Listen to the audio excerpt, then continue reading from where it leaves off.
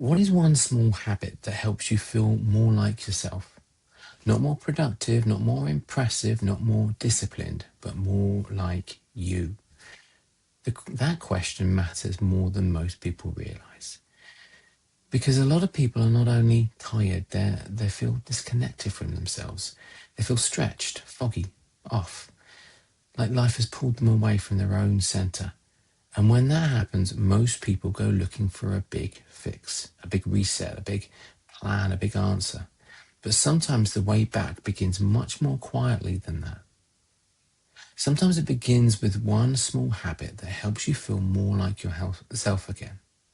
A walk or a pause, a better breakfast, a few minutes outside, cooking something real, turning the screen off earlier, sitting in silence, playing with your kids, moving your body in a way that feels alive. That is why this question matters, because once you know what helps you feel more like yourself, you stop guessing quite so blindly.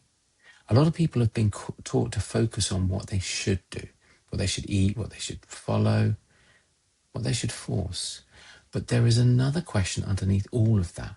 What actually helps me feel more steady, more clear, more present, more like myself?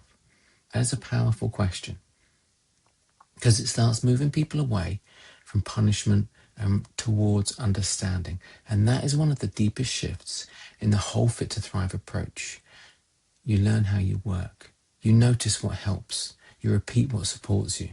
And over time, life begins to feel more like somewhere you can live well inside. One of the biggest things I've learned is that healing often starts with recognition, noticing. The habit that softens something, the activity that clears your head, the rhythm that steadies you, the thing that brings you back into yourself a little more. And that does not always look dramatic, but it matters. Because once you notice the habit that helps you feel more like yourself, you found something incredibly useful, not a fantasy answer, a real one. The first thing to understand is that the right small habit is personal. There's no one perfect universal habit that fixes everyone. What helps one person feel grounded may not help another in the same way. For one person, it is walking. For another, it's cooking. For another, it is sitting outside in the morning. For another, it's getting to bed on time. For another, it's a few quiet minutes before the day starts. That's why self-understanding matters, because healing habits are not just about copying a list. They're about learning what genuinely supports you. And once you find one of those habits, it can become a powerful anchor. The second thing to understand is that small habits often work because they're small enough to survive real life. That matters because the habit that helps you once in ideal conditions is useful. But the habit that still helps you on a tired Tuesday in a full week under real pressure, now that is gold.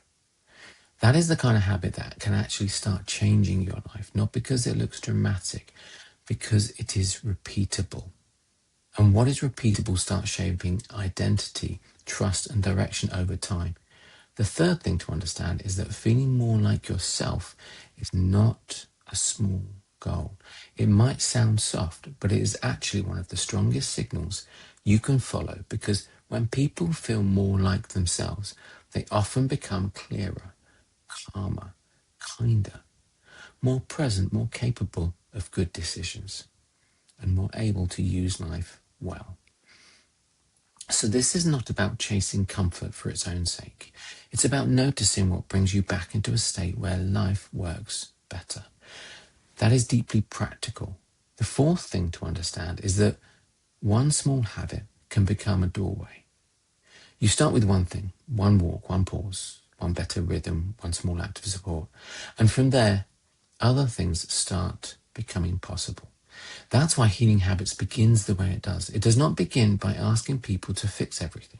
It begins by helping them notice and repeat the small things that genuinely help. That's how trust begins. That's how direction changes. That is how someone starts feeling more like themselves again. So if you want a simple next step, ask yourself this. What is one small habit that helps me feel more like myself?